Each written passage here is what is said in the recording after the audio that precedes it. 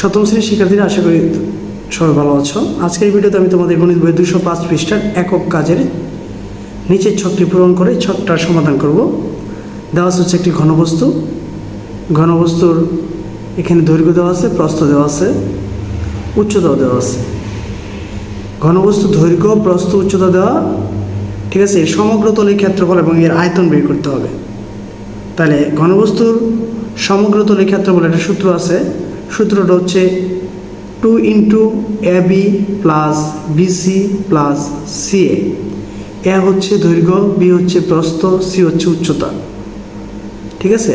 তাহলে এর যদি ক্ষেত্রফল বের করতে হয়, তাহলে ক্ষেত্রফল এই নিয়মের সূত্র দিয়ে আমরা বের করতে হবে।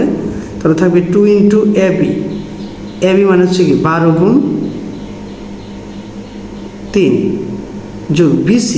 BC মানে হচ্ছে কি 3 × 1, 3 × 1 যোগ CA 12 × 1, ঠিক আছে। তো এবার আমরা গুণ করে পরে বের করতে হবে। তাহলে 2 2 এর মধ্যেই থাকলো। আমরা যদি এবার গুণ করি 3 × 12 = 36, তারপর হচ্ছে 3 × 3 আর হচ্ছে 12, 36 যোগ 3 × 12, 36 যোগ হচ্ছে 3 যোগ হচ্ছে 12 যোগ করলে আসবে হচ্ছে 51। 51কে যদি আমরা 2 দ্বারা গুণ করি তাহলে আসবে 102। তাহলে এখানে কত হবে? 102। আয়তনের সূত্র হচ্ছে ABC, অর্থাৎ এ হচ্ছে দৈর্ঘ্য, বি হচ্ছে প্রস্থ, সি হচ্ছে উচ্চতা।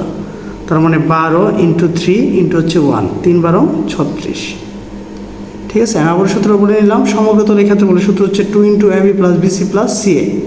আর আয়তনের সূত্র হচ্ছে ABC, অর্থাৎ দৈর্ঘ্য গুণ প্রস্থ গুণ উচ্চতা। তো এবার যা বলছে এরপরেরটার মধ্যে যদি লক্ষ্য করি, এখানে দৈর্ঘ্য দেওয়া হচ্ছে 6, প্রস্থ দেওয়া হচ্ছে 3, উচ্চতা দেওয়া হচ্ছে 2। তাহলে এর যদি আমরা ক্ষেত্রফল বের করি, তাহলে ক্ষেত্রফল বের করতে গেলে সেম আবার একই সূত্র। তাহলে 2 × AB মানে 6 × 3 প্লাস BC মানে 3 × 2 প্লাস CA 2 × 6।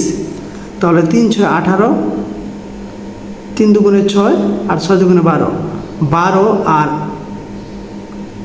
6 × 2 = 12 আর এখানে হচ্ছে 3 × 2 = 6, 12 আর 6 যদি যোগ করি তাহলে যাবে 18 আর এখানে আছে কত? 3 × 6 = 18, ঠিক আছে। তাহলে 18 হচ্ছে 36।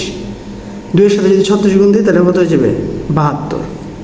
এর আয়তন যদি বের করতে হয় 6 × 3 × 2, 3 × 6 = 18, 18 × 2 কত হবে? 36। এটা হবে বর্গ একক আর এটা হবে কি ঘন একক, কারণ এখানে 2টা করে গুণ আছে, এই জন্য হচ্ছে বর্গ। আর এখানে 3টা গুণ, দৈর্ঘ্য, প্রস্থ, উচ্চতা, 3টা একত্রে গুণ করবো দিকে, এটা লিখতে হবে ঘন একক আর এটা লিখবো কি? বর্গ একক। আশা করি বুঝতেছো। তো এরপরে ছকটাতে যাই। এখানে দৈর্ঘ্য দেওয়া হচ্ছে 6, প্রস্থ দেওয়া হচ্ছে 1, উচ্চতা দেওয়া হচ্ছে 4। তাহলে এটা আয়তন যদি আবার বের করি, আবার 2 × AB 6 × 1 প্লাস BC 1 × 4,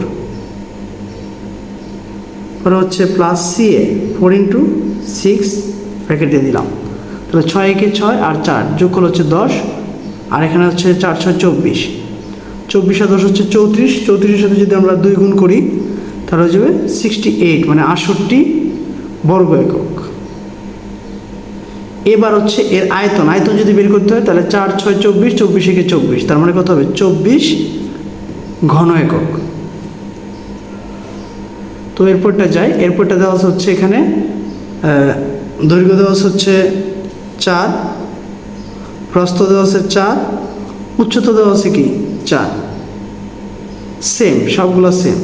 তাহলে এখন এর সমগ্র তলের ক্ষেত্রফল যদি বের করতে হয় তাহলে সেম একই সূত্র, 2 × AB 4 × 4, আবার BC আবার 4 × 4, আবার CA 4 × 4, 4 × 4 = 16, 4 × 4 = 16, 4 × 16, তার মানে 3 × 16 হচ্ছে 48, ঠিক আছে। 48 সাথে 2 গুণ করলে হয়ে যাবে কত? 96, তার মানে এটা হয়ে যাবে কত? 96 বর্গ একক। আর যদি এর আয়তন বের করতে হয় 4 × 4 = 16, 4 × 16 = 64। এখানে লিখব হচ্ছে ঘন একক আর এখানে লিখব হচ্ছে কি? বর্গ একক,